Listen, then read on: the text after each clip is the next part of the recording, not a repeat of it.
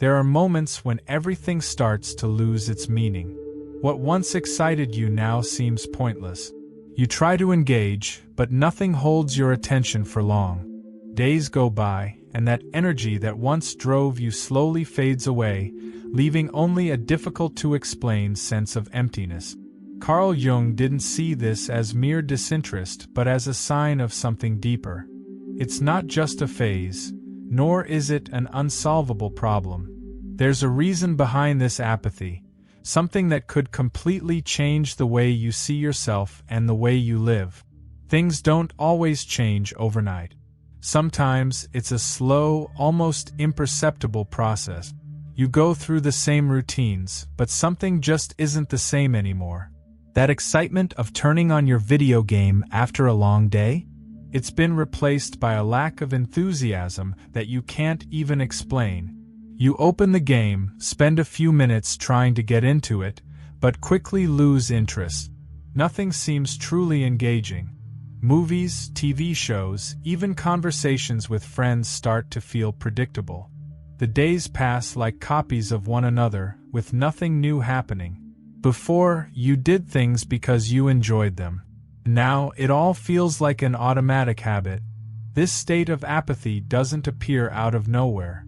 Sometimes, it comes after a series of exhausting days. Other times, it emerges for no apparent reason. But the real problem isn't boredom itself, it's what it's hiding. At first, you think it's just a rough patch, that a new game, a different movie, or a trip might fix it. But soon, you realize that nothing really changes. You try to distract yourself, spend more time on social media, binge-watch videos, but in the end, that feeling of something missing remains. And instead of confronting it, you do what most people do. You keep going, pretending it's normal to feel this way. But is this feeling just a side effect of routine, or is it a sign that something needs to change? When even the things that once made you happy start losing their spark, it's time to pay attention. The issue isn't just a lack of external stimulation, but an internal disconnection. Maybe you're clinging to something that no longer makes sense. Maybe you're ignoring aspects of your life that no longer fulfill you. But what if this discomfort isn't just an obstacle, but a warning? If nothing excites you anymore, maybe it's time to ask yourself why. Not in a shallow way, but truly dig deep. Because this apathy doesn't appear by accident. It's as if your mind is telling you that continuing the same way no longer makes sense. Instead of facing what you feel, you try to fill the void with distractions. You open your phone, switch games, put on a show, but these escapes only suppress the discomfort for a while. The moment the screen turns off, the emptiness is still there, waiting to be acknowledged. The truth is, modern life conditions people to avoid discomfort at all costs. From an early age, everyone learns to run away from what bothers them.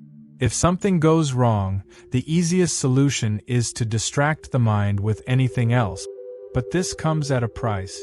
The more you avoid diving into your emotions, the more disconnected you become from yourself.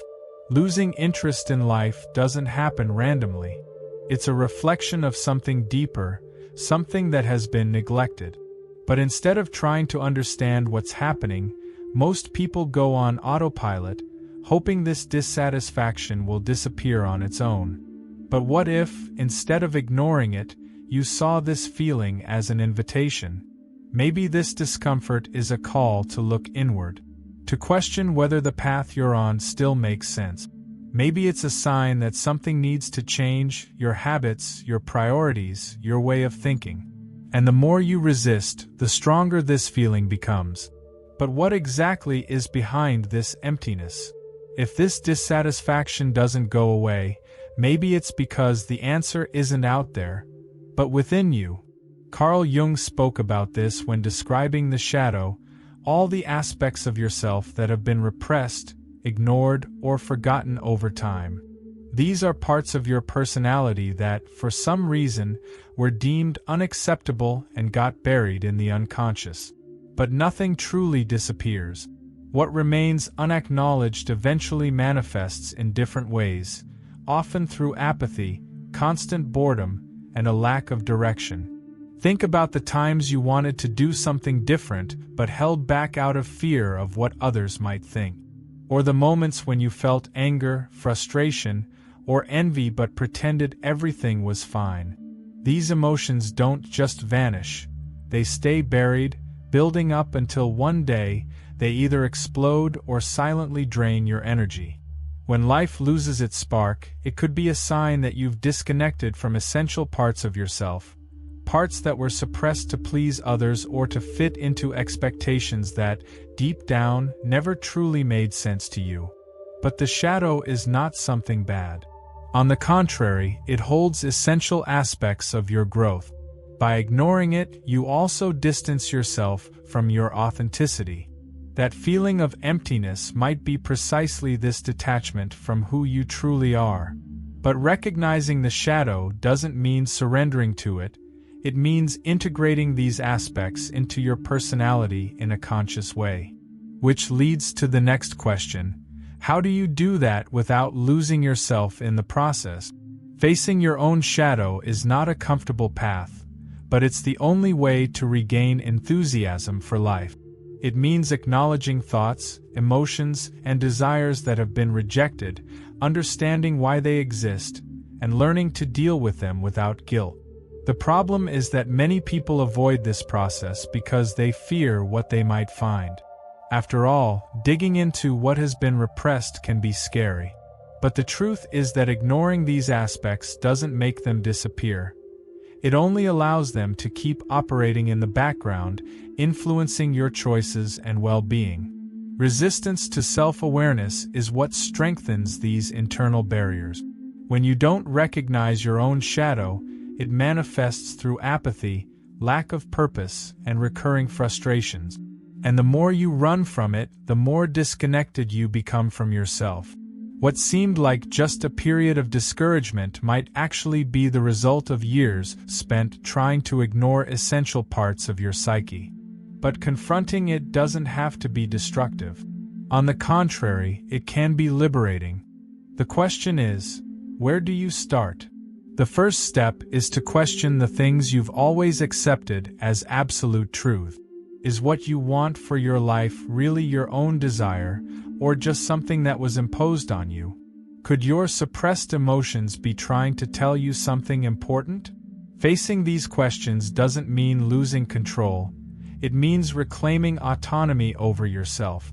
But to do that, you need to overcome an obstacle that many people don't even realize they're facing: emotional numbness. After so much time ignoring what you feel, the mind starts creating barriers. To avoid pain, you also block joy. Over time, emotions lose their intensity, and you get used to living in a neutral state, where nothing hurts but nothing excites you either. This emotional numbness may seem like protection against frustrations and disappointments, but in reality, it's an invisible prison. You stop feeling the impact of good moments, small things lose their meaning, and without realizing it, you disconnect from what truly gives life its depth. This defense mechanism can manifest in different ways. Some people become cold and distant, as if nothing matters anymore. Others try to fill the void with excessive work, endless digital consumption, or anything that prevents quiet moments. Any distraction is better than having to deal with what has been buried for years. And that's how life slowly turns gray, without highs or lows. There's no deep suffering, but there's also no genuine enthusiasm. And the most dangerous part? Over time, this starts to feel normal. The biggest problem is that when you stop feeling, you stop truly living. Life was never meant to be a constant state of neutrality. Joy and pain are two sides of the same coin. You can't choose to feel only one. But by avoiding suffering, you also deprive yourself of positive emotions. This explains why so many people feel a constant emptiness but can't pinpoint the cause. Was this state of indifference something you chose, or did it settle in without you noticing? The only way to start feeling again is to face everything you've ignored for so long. This may seem overwhelming, But the truth is that suppressed pain doesn't vanish. It just manifests in other ways like anxiety, lack of motivation, and even physical symptoms. The first step is allowing yourself to be vulnerable. Accepting that feeling sadness, frustration, or even anger doesn't mean weakness. On the contrary, it means you're reclaiming control over your emotions instead of running from them. For someone who has spent years emotionally numbing themselves, the return of sensitivity can feel unsettling at first. Suddenly, things that once seemed insignificant begin to stir deep emotions. This can manifest in various ways, from an intense wave of nostalgia triggered by an old song to unexpected anger over something that previously wouldn't have bothered you. But this is a good sign. It means your emotional system is coming back online, that you're relearning how to feel. The real turning point happens when you stop resisting what you feel. Most people see emotions as something that needs to be controlled, but true balance comes from acceptance. This doesn't mean giving in to emotional chaos. It means no longer fighting inevitable feelings. If you feel sadness, allow yourself to feel it. If something frustrates you, acknowledge it without trying to mask it. Change begins the moment you stop running and decide to face your own truth. But to do that, you must confront another major obstacle: the endless distractions of modern life. Modern society practically teaches people to disconnect from themselves. At every moment, there's a new notification, a new video, a new piece of content designed to capture your attention. Silence, which was once natural, is now avoided at all costs. How many times have you picked up your phone without even realizing it? How many times have you avoided reflecting on something because there was always something new to consume? The problem isn't technology itself, but the constant use of it as an escape. Every distraction seems harmless, but deep down, it contributes to that feeling of emptiness and disconnection. The overload of stimuli prevents you from processing your own emotions. Instead of feeling and reflecting, you jump from one distraction to the next. Social media, short videos, excessive information consumption, all of it keeps your mind constantly occupied but never truly present. And the result? The sense that time is slipping away too fast, that nothing feels meaningful, that something always seems to be missing. This culture of distraction strips life of its depth, leaving only the surface. And make no mistake, this isn't an easy battle. The entire system is built to keep your attention locked onto meaningless things. Your time and energy are constantly drained without you even noticing. But the question few people ask is, who would you be if you managed to break free from this cycle? What would happen if, instead of filling every second with external stimuli, you set aside time for yourself? Maybe that's what's been missing. Society teaches us to seek happiness outside of ourselves, in achievements, possessions, and status. It always feels like something is lacking, and the feeling of dissatisfaction never goes away. This cycle of almost happiness convinces us that only when we reach the next goal will we finally feel complete. But in reality, this only keeps us trapped in the illusion that happiness is always just out of reach, dependent on something beyond our control. This constant pursuit can be seen in many areas of life. The desire for a new phone, a better car, a higher status. You achieve what you wanted, feel a brief satisfaction, and then, almost immediately, crave something else. The same happens in relationship. Many people believe that finding the right person will be the key to fulfillment, yet even after finding someone, they still feel that something is missing. The problem isn't in the achievements themselves but in the belief that they will provide a permanent solution to an internal void. This doesn't mean that ambitions and goals are bad. The issue arises when happiness becomes something that is always projected into the future. The thought of "I'll be okay once I achieve X" creates a dangerous pattern. Each accomplishment only reinforces the idea that it's still not enough. But does happiness really depend on something you haven't reached yet? Or is the real problem the inability to find contentment in the present? If happiness isn't in the future, then where is it? In the only place where life truly happens, the present moment. But being present is harder than it seems. The mind is always pulling in two directions: regret over the past or anxiety about the future. Meanwhile, the present goes unnoticed. Small moments of peace, pleasure, and meaning are ignored because attention is always fixated on what's missing. And so, the days slip by without truly being lived. The practice of mindfulness teaches that happiness doesn't come from something grand, but from the ability to appreciate what already exists. This doesn't mean passively accepting everything, but rather learning to see value in the small things. A warm cup of coffee, a moment of rest, a meaningful conversation. Those who are always focused on the future miss the chance to realize that many of the things they seek are already within reach. The issue isn't about having more, but about learning to feel more. This doesn't mean that plans and goals should be abandoned. The problem isn't wanting to grow, but believing that happiness will only be possible once everything is perfect. And the truth is, that moment never arrives. The only thing you can control is how you experience the present. Those who learn to value the now naturally rediscover joy. But to do that, you must develop a conscious habit of noticing your own life in real time. If joy doesn't happen by accident, then how is it built?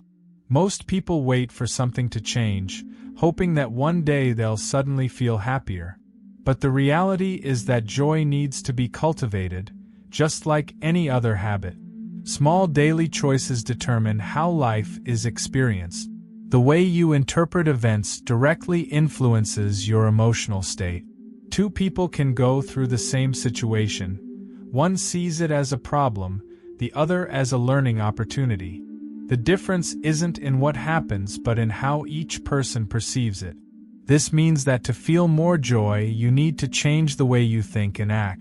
One of the first steps is to question the mental patterns that have been ingrained over the years. Do you have a habit of focusing on what's missing or on what you already have? Do you see challenges as obstacles or as opportunities? Small shifts in mindset create a huge impact on how life is experienced. The practice of gratitude, for example, is one of the most effective methods for increasing well-being. It's not about ignoring problems, but about training your brain to recognize what is already good. Moreover, concrete actions also make a difference. Joy doesn't appear out of nowhere. It's the result of choices that support well-being. Getting better sleep, engaging in physical activities, having meaningful conversations, and getting involved in projects that truly matter. All of these contribute to a more balanced emotional state.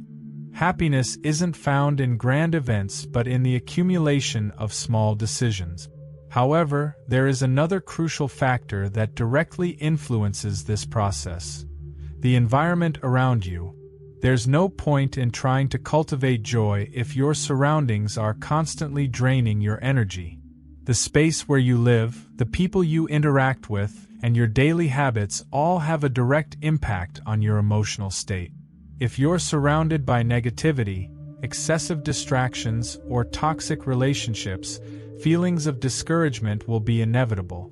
Many people underestimate the influence of their environment, but it plays a huge role in how you feel every day. Relationships are one of the biggest factors affecting happiness. If you spend time around people who constantly complain, criticize, or discourage you, maintaining a positive emotional state becomes difficult. This doesn't mean you need to cut everyone out of your life, but it does mean setting healthy boundaries. If your environment isn't serving you well, maybe it's time to reassess who and what you allow to access your energy. The same applies to daily habits. What you consume, whether through social media, television, or even casual conversations, has a direct impact on your mindset. Beyond relationships, your physical space itself can also influence your energy levels. A cluttered or chaotic environment tends to create mental fatigue. Small changes like organizing your space, creating moments of silence, and reducing excess stimuli can make a real difference. Creating an environment that supports joy doesn't mean overhauling everything at once. It means making intentional adjustments that bring more ease and purpose into your life. And in the end, it all comes down to a choice. Do you want to remain a prisoner of your circumstances, or will you decide that joy will be a priority in your life? Joy isn't a reward reserved for the lucky or for those who never face hardship. It's a daily choice. This doesn't mean ignoring problems or pretending that everything is fine all the time. On the contrary, it means taking responsibility for how you respond to life. Everyone faces challenges, but the way each person deals with them makes all the difference. You can dwell on difficulties, or you can decide that despite them, you will find meaning and fulfillment in what you do. Carl Jung once said, "Who looks outside dreams. Who looks inside awakens," and that's exactly it. Most people go through life waiting for something external to bring them happiness, whether it's an achievement, a relationship, or a change in circumstances. But those who truly awaken realize that real transformation comes from within. Joy isn't about what happens to you, but about how you choose to interpret each experience. And this choice must be made every single day. After all, if life will continue to present challenges, why not learn to face them with a lighter perspective? Why not develop a mindset that allows you to find pleasure and growth even in difficult moments? In the end, joy isn't about eliminating problems. It's about learning to live fully despite them.